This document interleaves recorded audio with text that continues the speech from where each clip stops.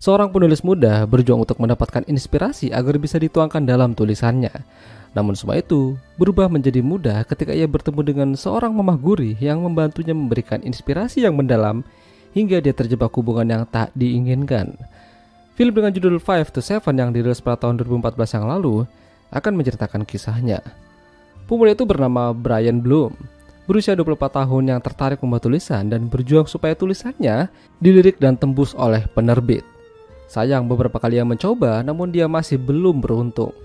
Sebenarnya tema yang dia angkat itu cukup bagus, tapi isi dan poin utamanya dalam tulisannya belum menemukan chemistry yang ada di dalamnya. Sampai suatu sore saat ia berjalan di pinggir kota, dia melihat ada seorang wanita matang yang tak jauh dari pandangannya. Saat itu, Brian juga tidak ingin menghilangkan kesempatan tersebut. Dia mendekatinya sambil membakar rokok untuk memulai percakapan dengan wanita itu. Mereka berkenalan hingga diketahui nama mamah gurih itu adalah Ariel. Dari sini Brian langsung mendapatkan secerca harapan untuk tulisannya.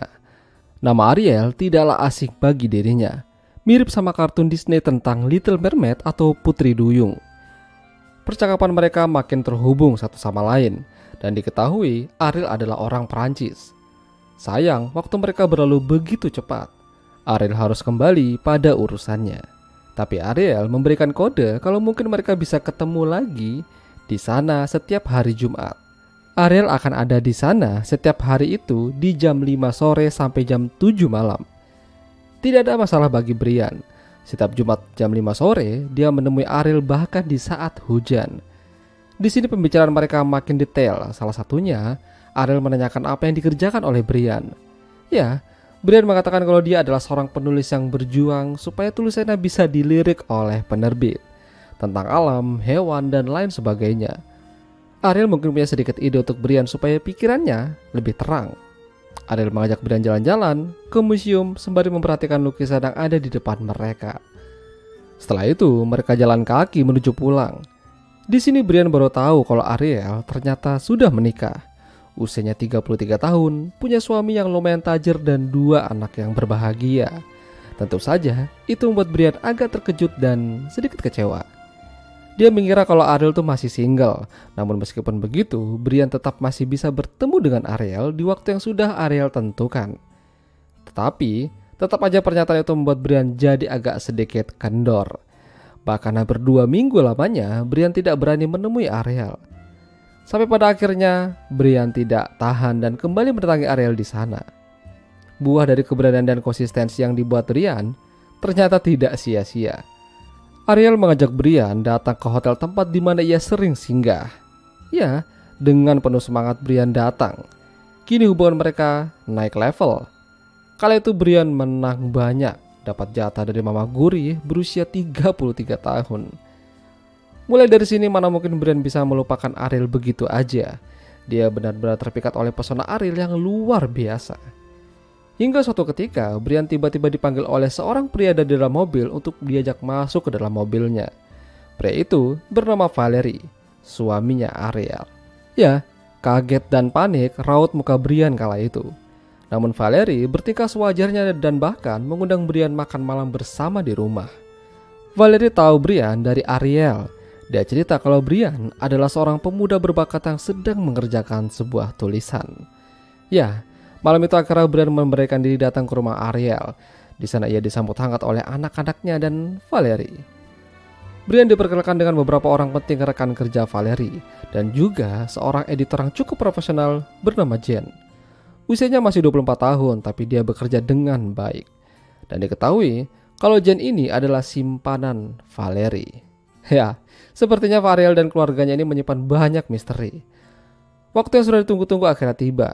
Mereka makan bersama dan tentu aja Brian tidak begitu banyak bicara karena levelnya masih di bawah mereka-mereka yang ada di sana. Hingga akhirnya malam itu berakhir dengan baik. Brian pulang bersama Jen satu taksi. Mereka berbincang-bincang membicarakan kehidupan Brian dan sebaliknya. Tentu saja Ariel juga dibahas. Jen tahu kalau Brian pasti dekat sama Ariel. Orang yang diundang makan malam oleh Valerie pasti ada kaitannya dengan anggota keluarganya. Atau jangan-jangan mungkin Valerie tahu kalau Brian suka sama istrinya. Tapi hal itu dianggap wajar bagi Jen. Apalagi untuk seorang penulis seperti Brian, Dia harus mencari hal-hal yang gila dalam hidupnya jika ingin menjadi orang yang sukses. Kehidupan yang biasa-biasa aja tidak akan banyak membantu. Kedekatan Brian dengan Ariel membuat dirinya memberanikan diri untuk memperkenalkan Ariel pada orang tuanya. Ya, pada awalnya mereka senang Brian akhirnya mendapatkan pasangan. Tapi, begitu Ariel menjelaskan statusnya, mereka langsung terdiam. Apa yang dipikirkan Brian bagi ayahnya mungkin adalah sesuatu yang agak liar dan sinting. Bagaimana bisa Brian memacari wanita yang sudah berkeluarga? Dia hanya takut bakal terjadi hal yang tidak diinginkan ke depannya nanti. Tapi, ibunya malah senang dengan Ariel. Ariel orangnya baik, sopan, dan bahkan lebih modis. Jadi bisa diajak shopping bareng, kata ibunya Brian. Semenjak itu Brian dan Ariel makin lengket, tidak terpisahkan. Bahkan Brian juga diserangi oleh anak-anaknya. Beberapa bulan telah berlalu, Brian mendapatkan sesuatu yang mengejutkan. Tulisannya tentang hewan disetujui oleh penerbit dan dibeli lisensinya seharga $6.000. Udah gitu akan ada undangan peresmian beberapa tulisan yang akan diterbitkan. Ariel sangat senang akhirnya Brian bisa sampai di titik ini. Malam itu semuanya hadir. Orang tua Brian, Ariel dan suami, dan juga Jane. Brian benar-benar mengubah hidupnya. Jane mengatakan kalau bosnya tertarik pada tulisan Brian. Jadi dia ingin bekerja sama dengannya dengan bayar yang cukup tinggi. Tapi kelihatannya Brian masih lemas dan kurang fokus. Malam itu pada akhirnya berakhir dengan baik. Tapi masih ada satu hal yang ingin dilakukan Brian. Dia menelpon Jane minta saran di mana ia bisa beli cincin untuk sesuatu yang penting. Seketika Jane terkejut dan agak terlihat sedih. Rencananya Brian akan membelikan sebuah cincin untuk Ariel. Untuk apa? Ya jelas untuk melamar Ariel. Ariel menganggap kalau Brian ini sudah tidak waras. Memang mereka menjalani hari bersama-sama secara diam-diam. Tapi Ariel tidak menyangka kalau Brian senekat ini. Ariel menerima cincin pemberian Brian sambil mengatakan untuk menemui dirinya besok di tempat ini lagi. Malamnya, Brian sudah siap kemas-kemas barang. Tapi Valerie datang ke apartemennya dan langsung memberikan tamparan yang cukup keras pada Brian. Valerie tahu apa yang dilakukan Brian pada istrinya. Sungguh suatu tindakan yang bodoh. Valerie mengatakan pada Brian kalau dia dan Ariel baik-baik aja. Mereka akan selamanya bersama. Valerie pergi dan memberikan sejumlah uang pada Brian dalam bentuk cek. Esok harinya, begitu sampai di depan pintu hotel, Brian diberikan sebuah surat dari penjaganya. Katanya surat itu dititipkan dari Ariel untuk Brian. Ya, hari itu menjadi hari yang pahit bagi Brian. Ariel tidak akan datang ke sana dan mungkin tidak akan menemui Brian lagi.